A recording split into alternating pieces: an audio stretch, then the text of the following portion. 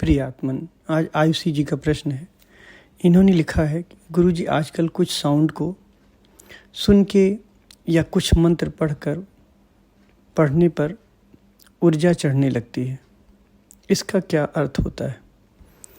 अगर कोई मंत्र पढ़ के ओम का गूंज या कोई भी मंत्र पढ़ के ऊर्जा चढ़ने लगती है तो ठीक है। जब आप कोई मंत्र पढ़ते हो या ओम का गूंज करते हो, कोई भी नाद वगैरह का जब गूंज होता है तो जो मन बहुत सब चलते रहते हैं तो वो मन का एक जगह चलना हो जाता है।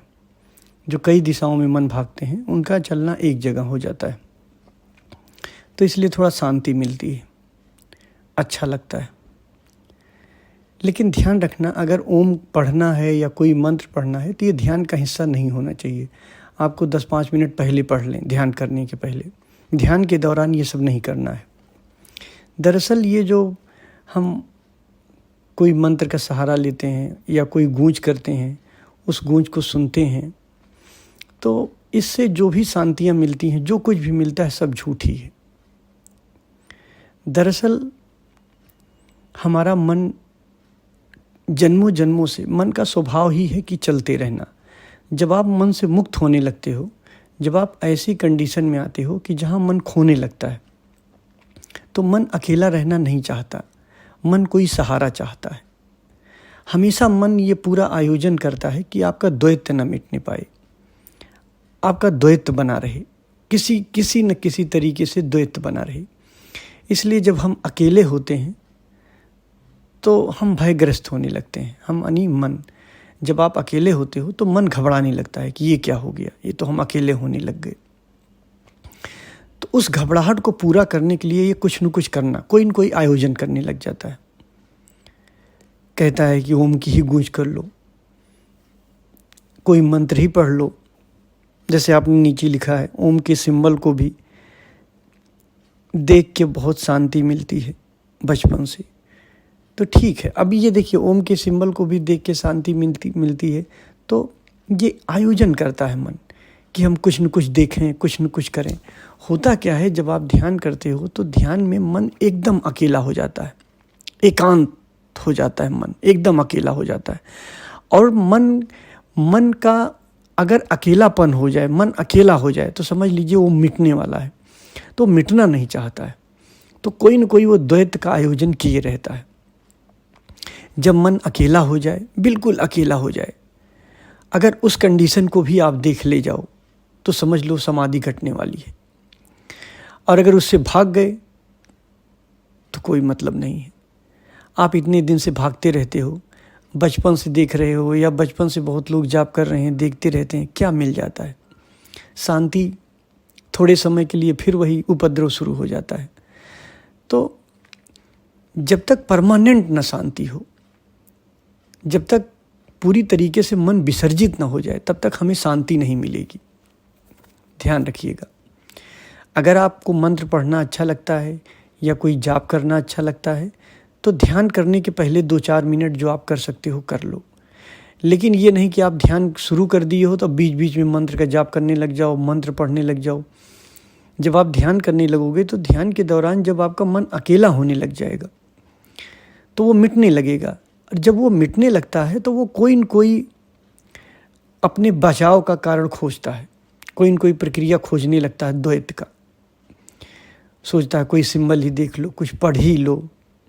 मतलब आपको ऐसा शो करता है कि बहुत बोरियत हो रही, कहाँ फंसे हो, क्या कर रहे हो। तो एक न एक उपद्रव आपके लिए किए रहता है। ये जो खोज होती है, मन अगर खोजने लग जाए तो ध्यान के दौरान तो आपको देखना है। आप विचार को देख रही हैं, जो भी आप ध्यान कर रही हैं, तो ध्यान के दौरान उस विचार, उस भाव को आपको देखना है, उस भाव का सपोर्ट नहीं करना है। ध्यान रखना, ध्यान में मन मिटता है, भाव मिटते हैं। और अगर ध्यान में मन और भाव मजबूत होने लगे तो ध्यान उल्टी दिशा में जा रहा है। तो जब भी आप किसी मंत्र का जाप करते हो, किसी ओम के चित्र को आप देखते हो, तो ये सब मन को मजबूत करते हैं। ये सब मन के लेवल पे होते हैं और आपको मन से ऊपर उठना है। तो अगर आपको ध्यान में आगे बढ़ना है तो आपको ऐसा ही करना पड़ेगा। ध्यान रखिएगा, जब मैं ये कहता हूँ कि ऐसा ही करना पड़ेगा, तब मेरा मतलब कि इसके अलावा और कोई रास्ता नहीं है, मतलब और कोई रास्ता नहीं है। अगर आप कोई दूसरा भी रास्ता खोज रहे हैं, जाने अनजाने में जब भी ध्यान घटेगा आपका, तो इसी रास्ते पे ही आना पड़ेगा। आपको अकेला ही रहना पड़ेगा मन के लेवल पे, और अकेला मन मिट जाता है। तो जब हम ऐसा कहते हैं कि आपको ऐसा ही करना पड़ेगा, ये करना ही पड़ेगा, इसका मतलब ये मैं आपसे आग्रह नहीं कर रहा हूँ कि ये करिए ही। देर सवेर जब भी आप आएंगे तो आपको इसी रास्ते से ही आना पड़ेगा, और कोई रास्ता नहीं।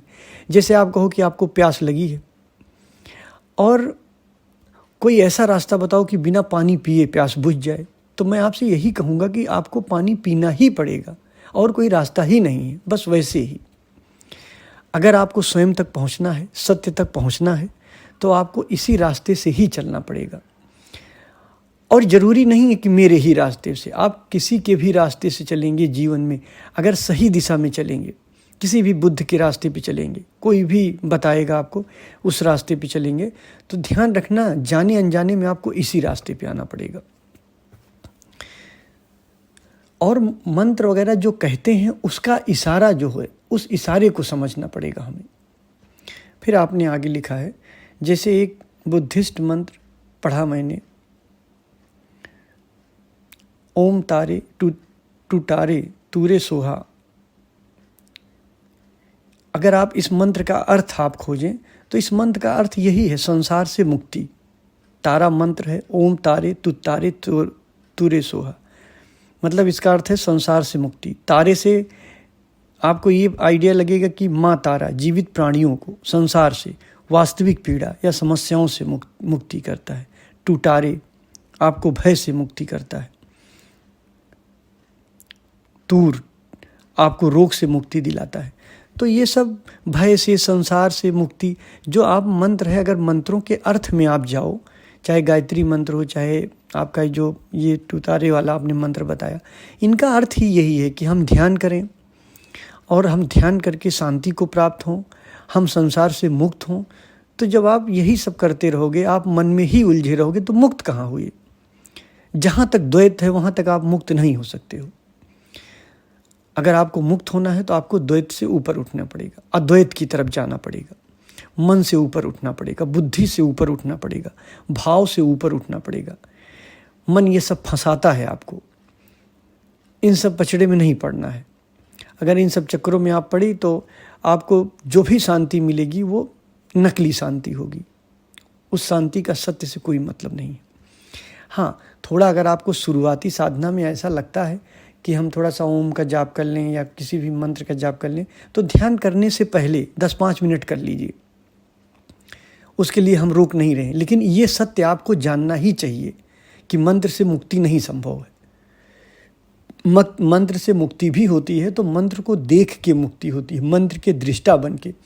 और जब आप मंत्र के दृष्टा बनने लगते हो तो मंत्र सूक्ष्म होता जाता है, फिर सूक्ष्मतर होता जाता है, फिर होते होते वो खो जाता है, वो ख़त्म हो जाता है। तो उससे भी आपको मुक्त होना पड़ता है। इसके बारे में मैंने पहले भी बोला है,